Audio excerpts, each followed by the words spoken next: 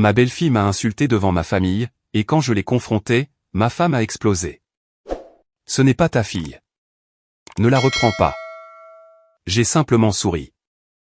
Le lendemain matin, j'ai annulé ses paiements universitaires, sa carte de crédit, et son assurance auto.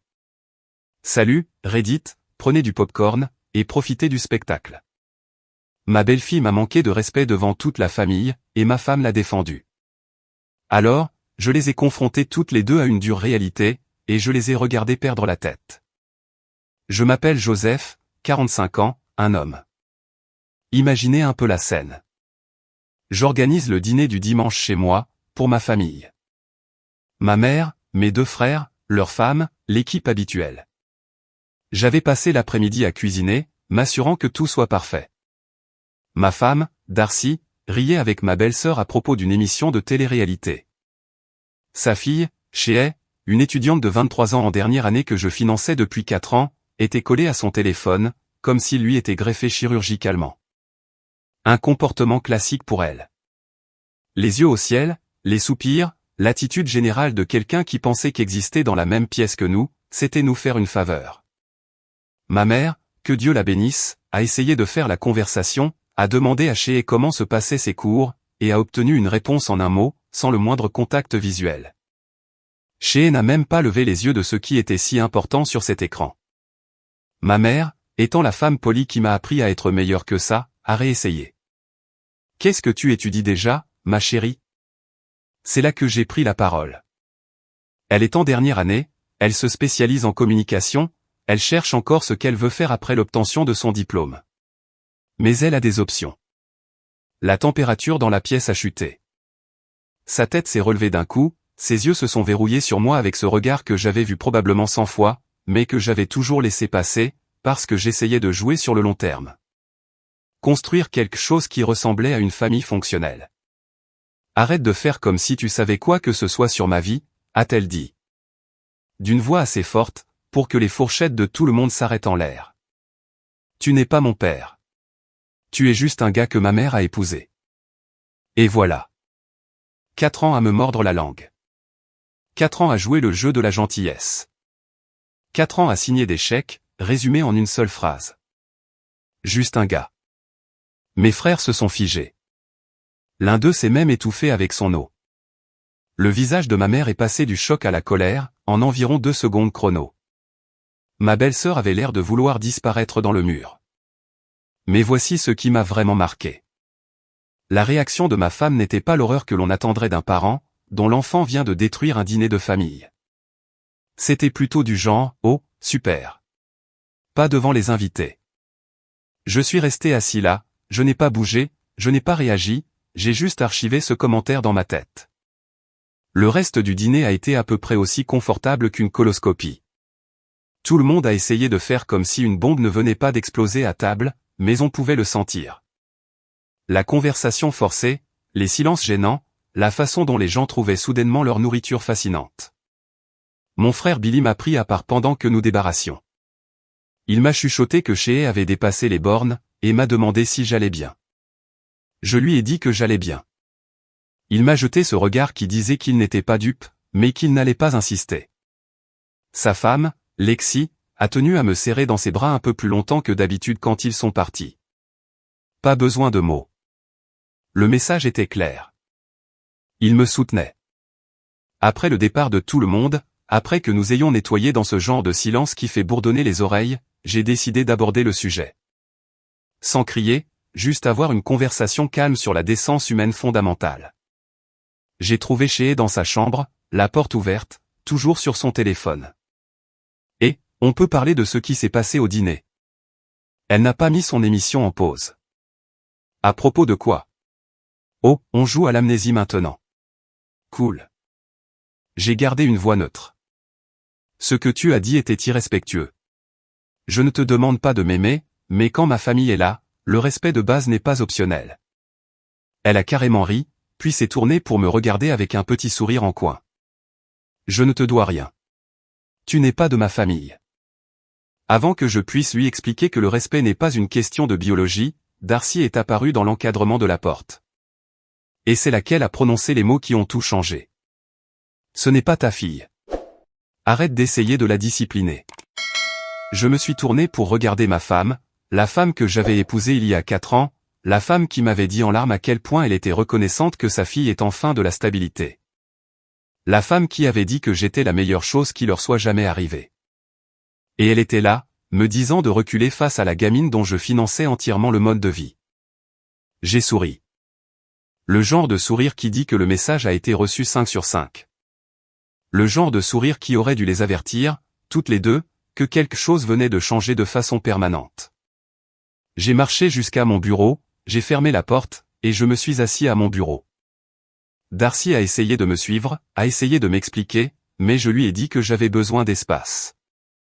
Elle n'a pas insisté, pensant probablement que je me calmerais d'ici le matin, et que tout redeviendrait normal. Elle n'avait aucune idée que j'avais fini de jouer à ces jeux. Laissez-moi revenir en arrière, et vous expliquer comment je me suis retrouvé dans cette situation. Parce que je sais ce que vous pensez. Pourquoi se marier dans ce pétrin? J'ai rencontré Darcy il y a 5 ans, lors d'une collecte de fonds. J'avais 40 ans, j'étais divorcé depuis 3 ans, sans enfant. J'avais passé ma vingtaine et ma trentaine à construire un cabinet d'expertise comptable à partir de rien, travaillant les week-ends, économisant chaque euro. Mon premier mariage a implosé, parce que je n'étais jamais à la maison, et qu'elle voulait fonder une famille tout de suite. Nous nous sommes séparés sans trop de drame. Elle s'est remariée rapidement, avec un gars qui avait déjà des enfants. Moi, j'ai continué à travailler dur. À 38 ans, j'avais plus d'argent que je ne savais qu'en faire, et personne avec qui le partager. La collecte de fonds était l'un de ces événements de réseautage, auxquels on participe parce que c'est bon pour les affaires. C'est là que j'ai vu Darcy, qui travaillait à la table d'accueil. Elle avait cette énergie, chaleureuse, authentique. Nous avons discuté. Elle m'a raconté qu'elle était mère célibataire, travaillant comme administratrice dans une clinique médicale, faisant tout son possible pour donner une chance à sa fille, après que son ex ait disparu quand la petite avait 6 ans. Il a déménagé à l'autre bout du pays, a envoyé peut-être 4 chèques de pension alimentaire en tout, puis a complètement fait le mort. Pas d'appel, pas de visite, juste disparu. J'ai respecté ce courage. Une femme qui gère ses affaires, sans chercher d'excuses. Nous avons échangé nos numéros, commencé à sortir ensemble. Elle ne m'a jamais posé de questions sur mon argent, elle n'a jamais semblé impressionnée par la voiture ou la maison. Elle était concentrée sur sa fille, s'assurant que tout homme dans sa vie ne serait pas un bon à rien. J'aurais dû remarquer qu'elle était un peu trop concentrée sur sa fille, mais avec le recul, c'est facile à voir, et j'étais bien trop occupé à être optimiste. Shea avait 18 ans quand nous nous sommes rencontrés. Calme au début, assez polie quand j'étais dans les parages, mais on voyait bien qu'elle n'était pas ravie que sa mère ait des rendez-vous. C'était logique. Son père s'était défilé. Les problèmes de confiance viennent avec ce genre de bagage. Je me suis dit que le temps, et la constance, arrangeraient les choses. Je me suis dit que si j'étais toujours là de manière fiable, si je traitais bien sa mère, si je respectais les limites, elle finirait par s'y faire. J'avais tort, mais je ne le découvrirais que 4 ans plus tard. Darcy et moi nous sommes mariés après 14 mois de relation. Nous n'étions plus des enfants. Nous savions ce que nous voulions. Je voulais une famille. Elle voulait de la sécurité. Un petit mariage, juste nos proches. Shea était demoiselle d'honneur, ayant l'air malheureuse sur absolument chaque photo. Je me suis dit que c'était un truc normal d'adolescente. Qu'elle s'adapterait. Après le mariage, elles ont emménagé dans ma maison. 5 chambres, un bon quartier, les meilleures écoles à proximité. Shea a eu la chambre principale au 2e étage, parce que je voulais qu'elle se sente chez elle. J'ai remboursé la voiture de Darcy comme cadeau de mariage. J'ai commencé à couvrir toutes les dépenses de la maison, parce que je le pouvais, et parce que c'est ce qu'on fait pour sa famille. Pendant la dernière année de lycée de Shea, je l'ai interrogée sur ses projets universitaires. Elle m'a montré une liste d'universités d'État. Rien de follement cher. Ses notes étaient solides. Pas de quoi obtenir une bourse, mais assez bonne pour la plupart des endroits. Quand elle a été acceptée dans son premier choix, une université à environ 90 minutes de là, je lui ai dit de ne pas s'inquiéter pour les frais de scolarité. Je m'en occuperai. Darcy a pleuré. Elle m'a dit que j'étais trop généreux. M'a dit que Shea avait de la chance de m'avoir. Shea m'a même pris dans ses bras, et m'a remercié. Je lui ai acheté une voiture d'occasion pour l'obtention de son diplôme, quelque chose de fiable, qui ne tomberait pas en panne entre le campus et la maison. Je l'ai aidé à emménager dans les dortoirs, j'ai payé pour un appartement hors campus en 2e année, quand elle s'est plainte de ses colocataires. À chaque fois que la facture de scolarité du semestre arrivait, je la payais, sans poser de questions. Vous vous demandez probablement pourquoi j'ai continué à jeter de l'argent par les fenêtres, pour une gamine qui reconnaissait à peine mon existence. C'est une question juste. La réponse honnête, je pensais que c'était ce qu'il fallait faire. Vous êtes présent. Vous subvenez aux besoins. Vous prouvez par vos actes que vous n'allez nulle part. Je pensais qu'un jour, elle réaliserait que j'étais de son côté. 4 ans de mariage, 4 ans à tout financer. 4 ans à essayer d'être la figure paternelle qu'elle n'avait jamais eue. Et qu'est-ce que j'ai obtenu? Même pas un minimum de respect, à ma propre table de dîner. Le soir de ce dîner, assis dans mon bureau, j'ai sorti mes relevés bancaires, et j'ai fait le calcul. Les frais de scolarité, le loyer de l'appartement, l'assurance auto, la facture de téléphone, la carte de crédit que je lui avais donnée pour les urgences, et qu'elle utilisait comme un pass pour faire du shopping. Les dépenses imprévues qu'elle envoyait par texto à Darcy, et qui, d'une manière ou d'une autre, devenaient mon problème. Le bilan était brutal, quand je l'ai vraiment regardé en face. 18 000 € par semestre pour les frais de scolarité. Encore 12 000 € par an pour l'appartement qu'elle avait exigé d'avoir en 2e année, parce que les colocataires du dortoir étaient trop bruyants. L'assurance auto me coûtait 2 000 € par an, parce qu'elle avait moins de 25 ans. La facture de téléphone était minime, mais elle s'additionnait avec le temps. Et cette carte de crédit, mon Dieu, elle tournait autour de 800 € en moyenne chaque mois. Des vêtements, de la nourriture, des divertissements, des achats aléatoires auxquels elle ne réfléchissait jamais à 2 fois, parce que ce n'était pas son argent. Ensuite, il y avait les extras dont personne ne parle. L'ordinateur portable qui a rendu l'âme en 3e année, remplacé pour 1 500 €. Les manuels scolaires à chaque semestre, de 4 cents à 600 € à chaque fois. Les meubles pour son appartement, parce qu'il était loué vide. Les ustensiles de cuisine, la literie, la décoration, tout ça à mes frais. Les voyages du spring break avec des amis, où elle avait besoin d'argent de poche. Les programmes d'été qu'elle voulait suivre, pour étoffer son CV. Faites le total, prenez en compte 4 années de dépenses constantes, et vous arrivez à près d'un quart de million d'euros. Ça aurait pu être plus. J'ai arrêté de compter à un moment donné, parce que je me disais que c'était un investissement pour son avenir, pour notre famille. Près de 250 000 € en 4 ans. C'est ce que j'avais investi dans cette gamine. Et sa réponse, quand j'ai demandé un minimum de respect, « Tu n'es pas mon père. Tu es juste un gars. » La réponse de sa mère, « Arrête d'essayer de la discipliner. » Je suis resté assis là, à regarder ces chiffres jusqu'à ce que ma vue se brouille. Ensuite, j'ai ouvert mon ordinateur portable, et j'ai commencé à agir. Et c'est là que les choses sont devenues intéressantes. Voici ce que personne ne vous dit sur les familles recomposées. Elles ne sont recomposées que si tout le monde y met vraiment du sien. Sinon, vous n'êtes qu'un mec qui s'est marié dans une unité déjà existante, et vous ne serez jamais rien de plus qu'un portefeuille avec un pot. En y repensant, les signes avant-coureurs étaient partout. J'étais juste trop occupé à essayer de forcer une fin heureuse, pour voir que l'histoire allait dans une toute autre direction. Le premier gros signal d'alarme est apparu environ 8 mois après le mariage. Shea est rentré à la maison pour les vacances de Thanksgiving, lors de sa première année de fac. J'attendais cela avec impatience, j'avais prévu un bon dîner, j'avais acheté son dessert préféré, dans cette boulangerie de l'autre côté de la ville qu'elle aimait bien. Elle a franchi la porte, a serré sa mère dans ses bras, a regardé à travers moi comme si j'étais un fantôme, et est allée directement dans son ancienne chambre. Darcy lui a trouvé des excuses. Elle s'adapte à la vie universitaire. Elle est stressée par ses examens finaux. Elle finira par se dégeler. Je l'ai cru, parce que j'en avais envie. Thanksgiving chez ma mère, cette année-là. Shea a passé tout le repas sur son téléphone. Quand ma mère a poliment suggéré qu'elle voudrait peut-être se joindre à la conversation, Shea a levé les yeux au ciel, et a dit que ses amis géraient des drames. Ma mère a simplement souri et changé de sujet, mais j'ai vu qu'elle était blessée. J'en ai touché un mot à Darcy sur le chemin du retour. Je lui ai dit que Shea avait été impoli, et que nous devrions peut-être aborder la question de l'étiquette téléphonique lors des réunions de famille. Darcy s'est immédiatement mise sur la défensive. C'est une adulte maintenant. Tu dois arrêter d'essayer de la materner. C'est devenu le modèle habituel.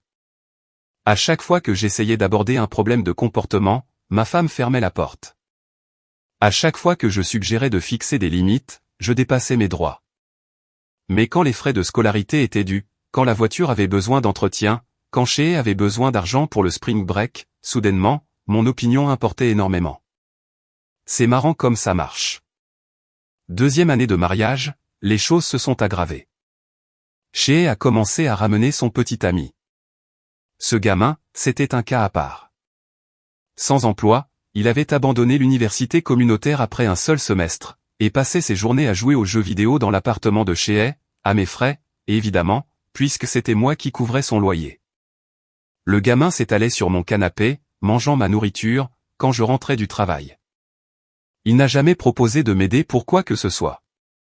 Il n'a jamais dit merci. Il existait juste dans mon espace, comme si ça lui appartenait. Je préparais le dîner pour tout le monde, et il le critiquait. Trop épicé, pas assez assaisonné, mauvaise texture. Pendant ce temps, Shea hochait la tête en l'approuvant, comme si son opinion comptait plus que celle de la personne qui cuisinait et payait pour tout. J'ai demandé à Darcy si elle s'inquiétait pour cette relation. Sa réponse, au moins, elle est heureuse, comme si c'était la seule mesure qui comptait. Pas le fait de savoir s'il l'utilisait, ou s'il avait la moindre ambition. J'ai essayé un autre angle d'approche. J'ai mentionné que Shea devrait peut-être se concentrer sur l'école et les stages, au lieu de jouer à la dinette avec un garçon. Darcy m'a accusé d'être contrôlant. Elle a dit que j'essayais de diriger la vie de Shea. Et ça, venant de la femme qui m'avait appelé en larmes, quand Shea échouait en calcul en première année, et avait besoin d'un tuteur. Le petit ami a tenu 7 mois. Shea est rentré à la maison en pleurant un week-end, parce qu'il l'avait trompé. J'ai gardé le silence sur le fait que je l'avais vu venir. Je ne m'en suis pas réjoui. J'ai juste laissé Darcy gérer la situation. Mais voici ce qui m'est resté en travers de la gorge. Shea n'est jamais venue me demander conseil. Elle n'a jamais demandé mon avis. J'étais juste le gars invisible en arrière-plan, qui payait les factures. Troisième signal d'alarme, probablement le plus important avant l'incident du dîner. À Noël dernier, nous avons fait l'échange des cadeaux chez nous. J'avais acheté à Shea un nouvel ordinateur portable pour les cours, un manteau de marque qu'elle convoitait, quelques cartes cadeaux. Des choses chères, mais je voulais qu'elle sente que j'avais pensé à elle. Elle a tout ouvert, a dit merci tout en regardant son téléphone, et a immédiatement tout montré à sa mère, comme si je n'étais pas dans la pièce.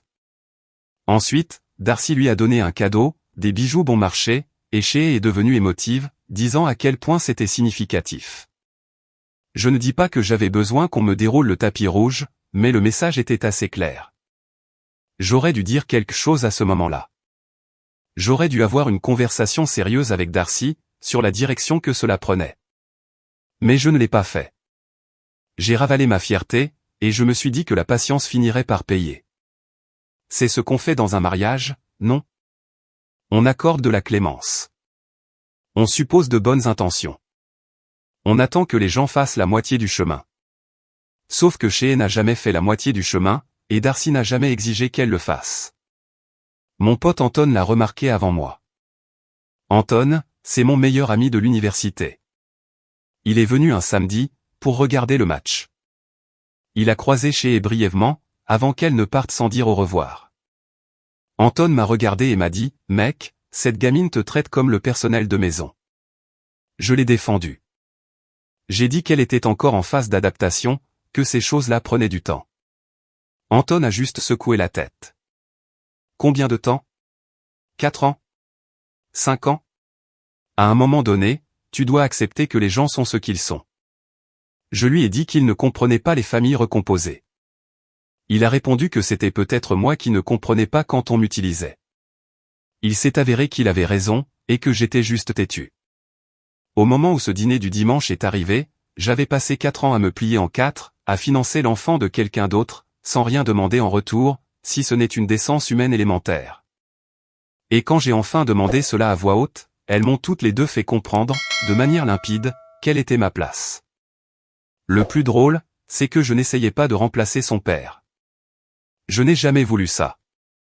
Je voulais juste être traité avec respect, comme quelqu'un chez qui elle vivait, et dont elle dépensait l'argent. C'est tout.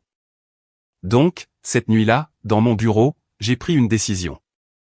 J'avais fini de me plier, fini d'attendre. Si je n'étais pas vraiment de la famille, alors je ne lui devais rien. Assez simple, quand on y réfléchit. Et ce que j'ai fait ensuite, elles ne l'ont pas vu venir. Ce dimanche soir, je n'ai pas dormi. Je suis juste resté assis dans mon bureau, à examiner des documents, à faire des listes, à vérifier les comptes. Darcy a frappé quelques fois, me demandant si je venais me coucher, si on pouvait parler. Je lui ai dit que j'avais besoin d'espace. Elle a fini par abandonner. Vers 3 heures du matin, j'ai sorti le titre de propriété de la voiture de chez elle. Mon nom, seul propriétaire. J'avais prévu de lui transférer après l'obtention de son diplôme, comme cadeau surprise.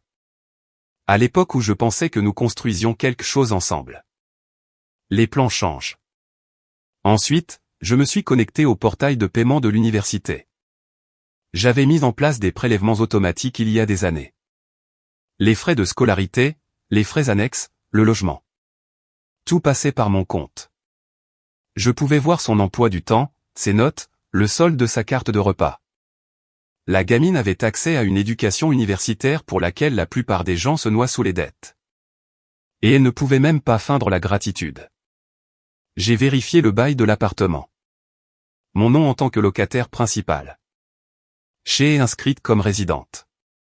Légalement parlant, j'étais responsable, ce qui signifiait que je pouvais le résilier. Le forfait téléphonique, mon compte. La carte de crédit que je lui avais donnée pour les urgences, et qu'elle avait transformée en fonds de shopping personnel, mon compte, elle en tant qu'utilisatrice autorisée.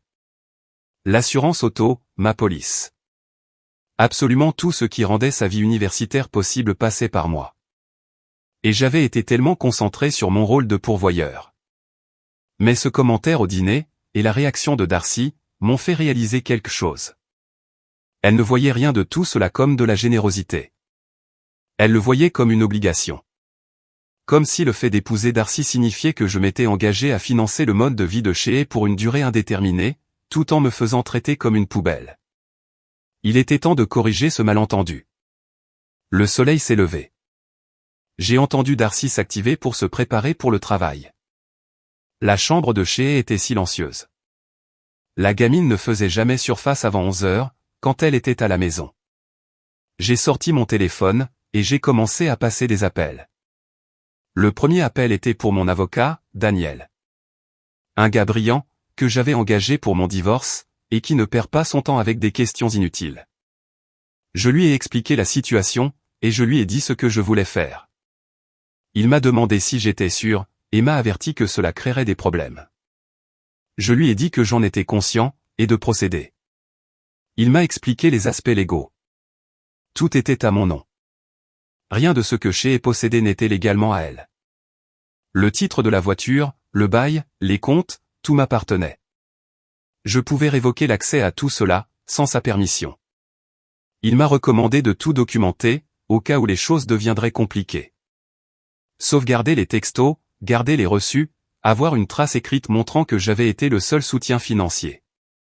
Je lui ai dit que j'avais gardé des traces, sans m'en rendre compte. Relevé bancaire, confirmation de paiement, des années de documentation prouvant que j'avais tout financé. Il a dit que cela me couvrirait, si quelqu'un essayait de prétendre que j'avais fait des promesses, ou créé une sorte d'obligation légale. Les accords verbaux ne signifient rien sans preuve. Et vous avez la preuve que vous avez fournie, pas la preuve que vous avez promis pour toujours. Le deuxième appel était pour le bureau de l'université. Il a fallu une éternité pour naviguer dans les menus, avant d'avoir une vraie personne. J'ai expliqué que je voulais annuler les paiements automatiques, et retirer mon soutien financier, avec effet immédiat. Ils ont essayé de me transférer d'un service à l'autre. Ils ont mentionné l'aide financière, les prêts étudiants. J'ai répondu que c'était entre eux et l'étudiante, et j'ai raccroché. Le troisième appel était pour le concessionnaire où j'avais acheté la voiture. J'ai expliqué que je voulais faire saisir un véhicule immatriculé à mon nom. Ils m'ont donné le numéro d'une compagnie de remorquage, qui gère ce genre de choses. J'ai pris rendez-vous pour l'après-midi même. Le 4e appel était pour la gestion de l'appartement. Le propriétaire a été très cool à ce sujet, quand je lui ai expliqué que je voulais me retirer du bail. Il a dit qu'il avait apprécié avoir un payeur fiable. Il a demandé un préavis de 60 jours. J'en ai proposé 90, et j'ai proposé de couvrir les frais de résiliation anticipés. Il a accepté immédiatement. Le 5e appel était pour ma banque.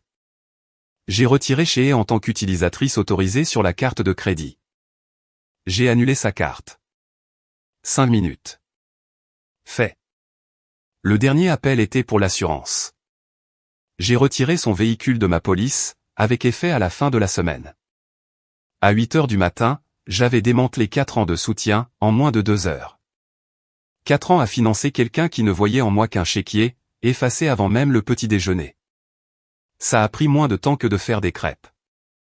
Je suis sorti de mon bureau. Darcy était dans la cuisine, en tenue de travail, faisant défiler l'écran de son téléphone. Elle a levé les yeux. « Tu as bien dormi ? » ?»« Bien. J'avais 2 ou 3 choses à régler. » Elle a étudié mon visage, essayant de deviner si j'étais toujours contrarié. « Écoute, pour hier, Shea ne le pensait pas comme ça à sonner. Elle était juste sur la défensive. J'ai versé du café, sans répondre. Et je n'aurais probablement pas dû dire ce que j'ai dit non plus, a continué Darcy. J'essayais de garder les choses calmes. Tu sais comment elle est, non? Alors, on est bon? J'ai regardé ma femme. Vraiment? Je l'ai regardée. 4 ans de mariage, et je voyais enfin clair. Elle n'essayait pas de construire un partenariat. Elle gérait les sentiments de sa fille, tout en s'assurant que l'argent continuait à couler à flot. On est bon, ai-je menti. Passe une bonne journée. Elle a semblé soulagée. Elle a embrassé ma joue, a pris ses affaires, et est partie. Elle n'avait aucune idée de ce qui l'attendait. Je suis retourné dans mon bureau, et j'ai attendu. Ça allait être amusant. La compagnie de remorquage s'est pointée à 15 heures cet après-midi-là. La voiture de Shea était garée dans l'allée, là où elle l'avait laissée samedi. J'ai rejoint le chauffeur dehors, je lui ai montré le titre de propriété, et j'ai signé les papiers. Il l'a accroché, et il est parti. Le tout a pris peut-être 12 minutes. Je suis rentré à l'intérieur. Shea dormait toujours. Cette gamine pouvait hiberner pendant un tremblement de terre. Vers 17 heures, j'ai entendu du mouvement à l'étage. L'eau de la douche, puis le silence, puis des bruits de pas. J'étais dans le salon, en train de réviser des dossiers clients. Elle est passée devant moi, pour aller à la cuisine, sans un regard. Procédure habituelle. Elle a pris un truc dans le frigo, et a commencé à remonter à l'étage. Puis, elle a dû jeter un coup d'œil par la fenêtre, parce qu'elle s'est figée. Elle est où, ma voiture? Je n'ai pas levé les yeux. Je ne suis pas sûr. Comment ça, tu n'es pas sûr? Elle était là ce matin. J'ai fermé mon ordinateur portable, et j'ai établi un contact visuel. Ta voiture était là. Ma voiture, celle que j'ai achetée, immatriculée à mon nom. Cette voiture a été remorquée. Son visage a traversé environ 6 émotions en 3 secondes. La confusion, l'incrédulité, la colère, la panique, et encore la colère. De quoi tu parles? Pourquoi est-ce que tu ferais remorquer ma voiture? Je me suis levé, en gardant une voix calme. Ce n'est pas ta voiture. Ça ne l'a jamais été. Je te l'ai laissé l'utiliser parce que je pensais qu'on était une famille. Tu as été très clair hier soir sur le fait que ce n'est pas le cas. Alors, je répare cette erreur. Elle a sorti son téléphone, et a commencé à appeler sa mère. Je l'ai laissé faire. Ça allait être divertissant. Pendant qu'elle attendait que Darcy réponde, elle faisait les 100 pas, me regardant comme si j'avais perdu la tête. Puis, Darcy a décroché, parce que Shea a commencé à parler très vite de la voiture, du fait que j'étais fou, et qu'elle avait besoin d'aide. Shea a raccroché, et m'a fixé du regard. Maman quitte le travail. Tu vas t'expliquer.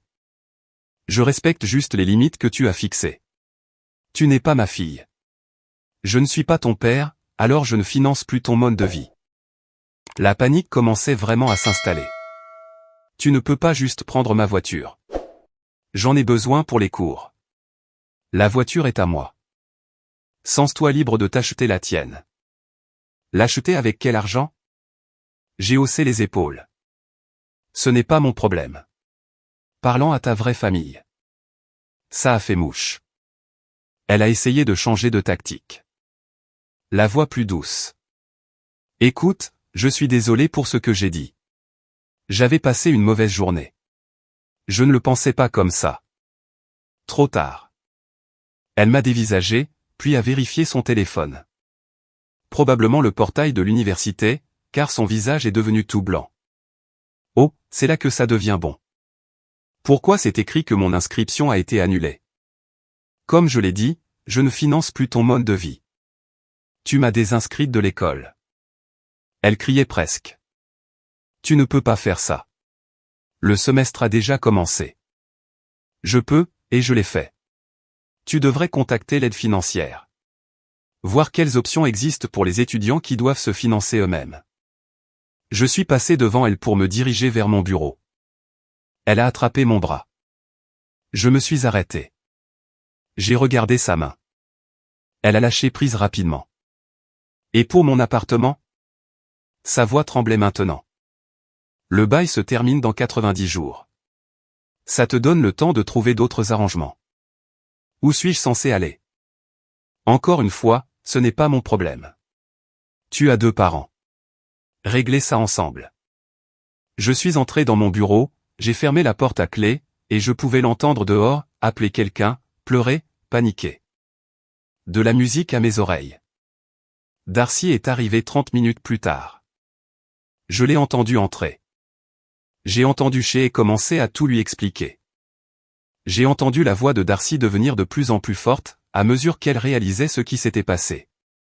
Puis elle était à la porte de mon bureau, tambourinant. Joseph, il faut qu'on parle, maintenant. J'ai ouvert la porte, je suis resté là, je ne l'ai pas invité à entrer. Qu'est-ce que tu as fait? J'ai corrigé un malentendu. Ta fille a été très claire sur le fait que je ne suis pas de la famille. Alors, j'ai arrêté de la traiter comme telle. Tu ne peux pas détruire sa vie parce que tu as été froissé. Je n'ai rien détruit. J'ai juste arrêté de payer pour ça. Le visage de Darcy passait par toutes les émotions, la colère et la peur luttant pour prendre le dessus, parce que la réalité la rattrapait. Elle commençait à faire le calcul, et les chiffres n'étaient pas en sa faveur. Tu es cruel. Non, je suis pragmatique. J'ai investi 4 ans, et près d'1/4 million d'euros, dans une gamine qui me voit comme un distributeur automatique. Ça s'arrête maintenant. Elle peut se débrouiller pour le reste, toute seule ou avec sa vraie famille, puisque je n'en fais pas partie. Darcy s'est rapproché, a baissé la voix, essayant de raisonner. D'accord, tu es contrarié. Tu en as parfaitement le droit, mais là, ça va trop loin. Elle a fait une erreur. Sois la personne la plus mature. J'ai été la personne la plus mature pendant 4 ans. C'est fini. Et nous alors? Et notre couple? Bonne question. Et nous alors? Parce que, de là où je me tiens, tu as choisi ta fille plutôt que moi hier soir. Tu m'as dit de ne pas la reprendre. Tu as été très clair sur le camp que tu avais choisi. Alors maintenant, je suis très clair sur la destination de mon argent. Et il ne va pas à des personnes qui me manquent de respect dans ma propre maison. Elle est restée silencieuse pendant un moment. Et maintenant? Maintenant, toi et Shea, vous trouvez une solution pour ses études et son logement, sans mon portefeuille. Je continuerai à payer l'hypothèque, les charges, les dépenses courantes de la maison, mais ces dépenses à elle, c'est terminé. Et nous? On verra. J'ai refermé la porte, je l'ai verrouillée à nouveau, et je les ai laissés se débrouiller. Quelque part derrière cette porte, la réalité les percutait toutes les deux, comme un train de marchandises. Les 2 semaines suivantes ont été chaotiques. Un chaos pur et sans filtre. Et j'ai regardé ça se dérouler, depuis une distance confortable. Shea a essayé toutes les stratégies possibles. D'abord, elle m'a ignoré, en supposant que je céderais. Quand ça n'a pas marché, elle est passée aux larmes. Une véritable crise de nerfs à la table de la cuisine, à propos de sa vie ruinée. J'ai préparé mon petit déjeuner, je l'ai mangé, et je suis parti travailler. Ensuite, il y a eu la colère. Les cris, les portes qui claquent, les insultes. Je l'ai juste regardé et j'ai dit, enfin, on est d'accord sur quelque chose. Je ne suis pas ton père. Darcy était coincée, entre la gestion de la crise de sa fille, et la tentative d'arranger les choses avec moi. Elle me prenait à part, me demandant ce qu'il faudrait pour que je revienne sur ma décision. Je lui demandais ce qu'il faudrait pour que Shea fasse preuve d'un minimum de respect. Elle répondait, Shea a encore besoin de temps. Je lui rappelais que Shea n'était plus une enfant, et que nous avions eu 4 ans. 4 ans où j'avais été présent, où j'avais subvenu à ses besoins, sans rien demander d'autre que de la décence. Et quand je l'avais enfin demandé à voix haute, elle m'avait toutes les deux rembarré. Anton est passé environ une semaine après que tout a explosé. Il a apporté de la nourriture chinoise, s'est assis sur mon canapé, et m'a regardé. Alors, j'ai entendu dire qu'il t'a enfin poussé une colonne vertébrale. Je l'ai mis au courant de tout. Anton a souri. Il était temps. Cette gamine te marche sur les pieds depuis le premier jour. Darcy ne le voit pas de cette façon. Ta femme est trop occupée à avoir peur que tu arrêtes de financer sa vie confortable. Crois-moi, c'est l'électrochoc dont elles avaient toutes les deux besoin. La situation de la carte de crédit a fait surface environ 5 jours plus tard. Shea l'avait utilisée librement, mais quand je l'ai annulée et qu'elle n'a pas pu faire un achat, elle est rentrée à la maison avec Darcy, et a exigé que je la réactive. Elle a dit qu'elle en avait besoin pour l'essence, et les produits de première nécessité. Trouve un travail, lui ai-je dit. Je suis étudiante à temps plein. Plus maintenant. Tu t'es désinscrite, tu te souviens. Ça l'a déstabilisée. Elle a regardé Darcy. Darcy m'a regardé. Je n'ai pas scié. Le moment où la réalité frappe différemment. Il s'avère que Shea était allée à l'université après que j'ai annulé le paiement.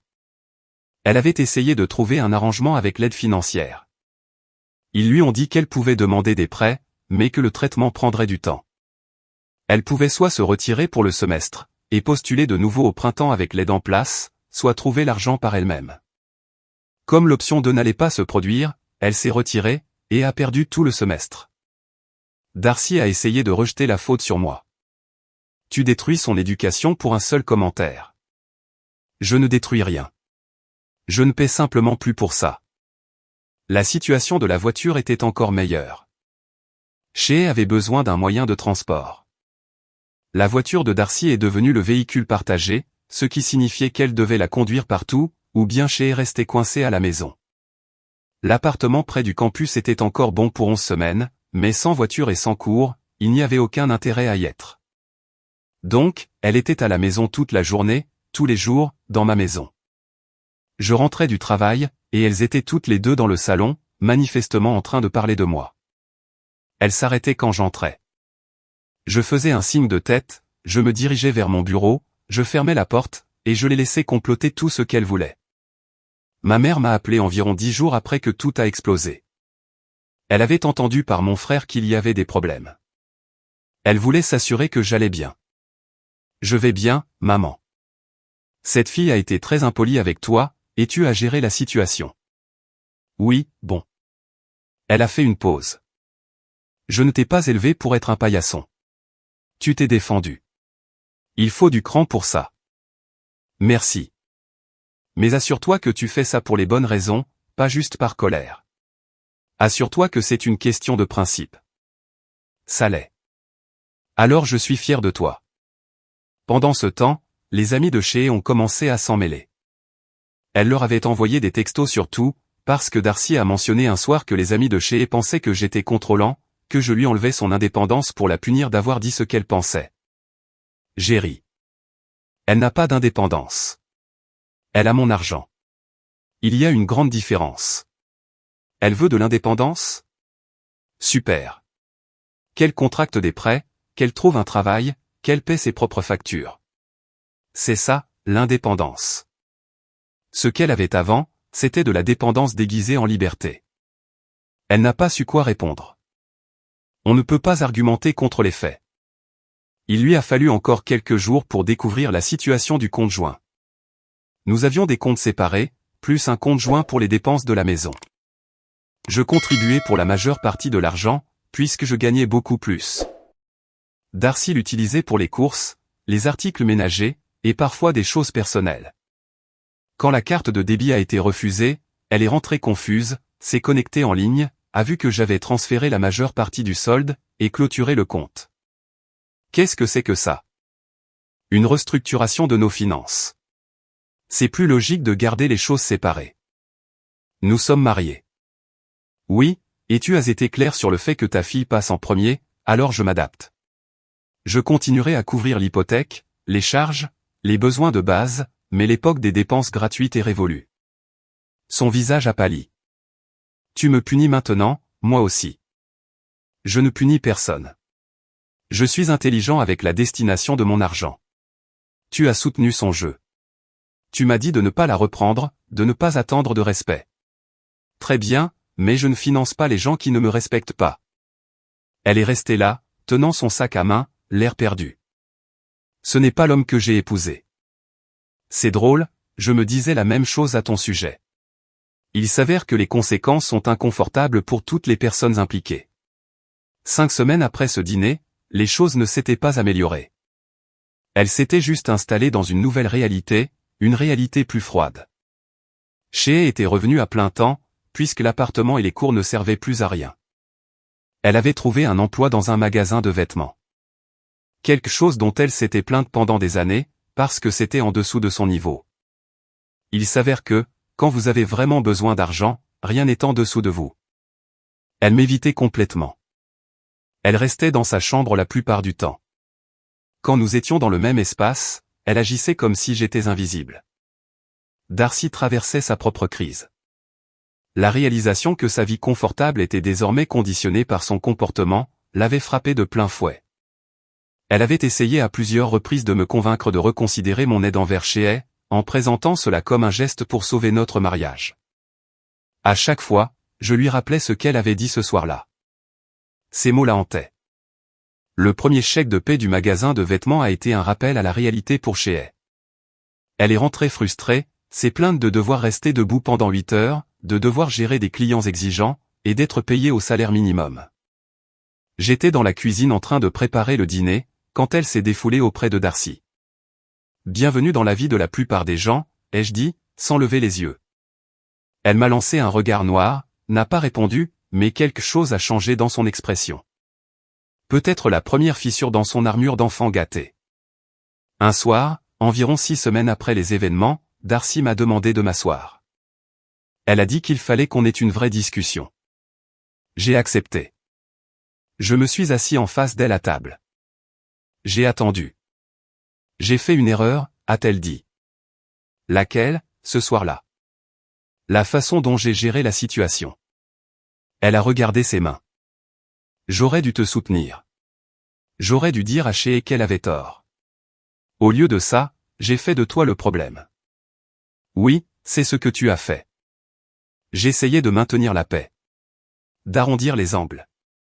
De garder tout le monde heureux. Tu ne peux pas garder tout le monde heureux, quand quelqu'un te manque de respect. Tu choisis un camp. Tu as choisi le sien.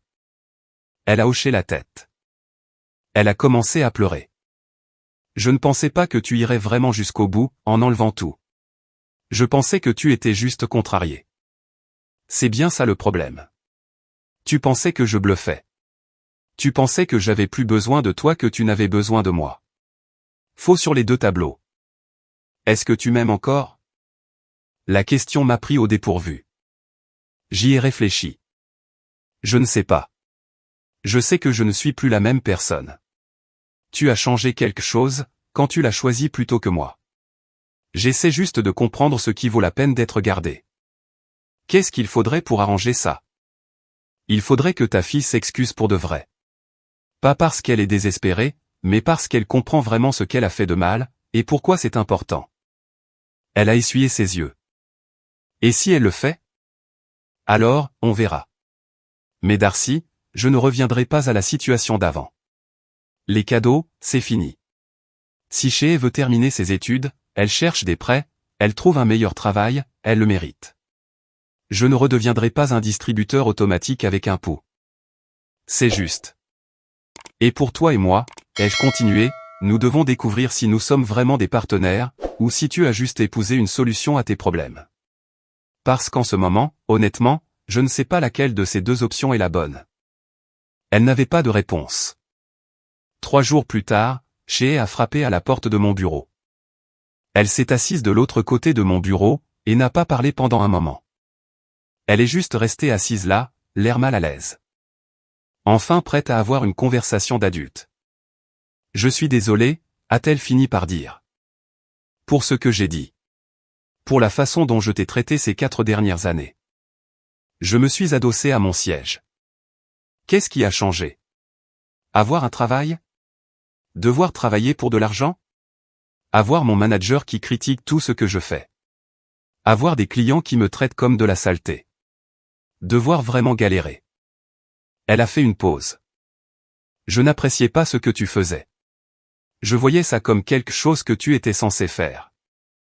Silence. Voici la réalité, ai-je dit. Je n'ai jamais eu besoin que tu m'aimes. Je n'ai jamais eu besoin que tu me vois comme un père. J'avais juste besoin que tu me traites comme quelqu'un qui méritait un respect de base, pour avoir été présent et t'avoir soutenu. C'est tout. La barre était fixée au ras du sol. Je sais. Alors, on fait quoi maintenant? Elle a haussé les épaules. Je m'occupe de l'aide financière pour le semestre prochain. Mon manager dit que je peux passer à temps plein pendant l'hiver. Peut-être économiser assez pour une voiture d'occasion. Peut-être prendre un an de césure, travailler, économiser, me remettre les idées en place. Ça ressemble à un plan solide. Elle a hoché la tête. Pour ce que ça vaut, je suis vraiment désolé. Excuses acceptées. Mais la confiance se regagne lentement. Alors, on verra. Elle s'est levée, a commencé à partir, et s'est retournée à la porte. Merci pour tout ce que tu as fait. J'aurais dû dire ça il y a 4 ans. Après son départ, je suis resté assis là, à réfléchir. Est-ce qu'une seule conversation suffisait à effacer 4 années à être traité comme un étranger? Non. Mais c'était un début.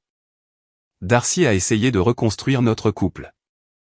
Des soirées en amoureux, de vraies conversations, me demander comment s'était passée ma journée, au lieu de me tenir au courant des drames de Shea. C'était lent, mais elle essayait. La situation financière est restée telle que je l'avais décidée. Shea devait se débrouiller seule. Elle a fini par prendre le semestre de printemps en congé, a travaillé à temps plein en économisant, a fait une demande d'aide pour l'automne suivant, et a été approuvée pour un montant couvrant la plupart de ses frais de scolarité. Elle aurait besoin de prêts pour le reste, mais c'était sa responsabilité. Elle a acheté une voiture d'occasion en avril, payée avec son propre argent. Elle était vraiment fière. Elle me l'a montré quand elle l'a ramenée à la maison. Je l'ai félicité. Shea et moi ne sommes pas proches. Nous ne le serons probablement jamais. Mais il y a un respect maintenant, qui n'existait pas auparavant. Ce n'est pas une relation père-fille, mais c'est fonctionnel, civil, et parfois presque amical. Les gens pensent que parce que vous êtes calme, parce que vous ne faites pas de scène, vous êtes faible, et que vous ne tracerez jamais de limites. Je ne suis pas un plan B. Je suis un homme qui a construit quelque chose, et qui a essayé de le partager avec des personnes que je pensais être ma famille. Quand elles ont clairement fait comprendre que je n'étais pas de la famille, j'ai clairement fait comprendre qu'elles n'avaient pas droit à ce que j'avais construit. Assez simple. YouTube vient de lancer cette nouvelle fonctionnalité Hype. Si vous avez accroché à cette histoire, défoncez ce bouton Hype. Ça dit à YouTube, cette vidéo mérite d'exploser.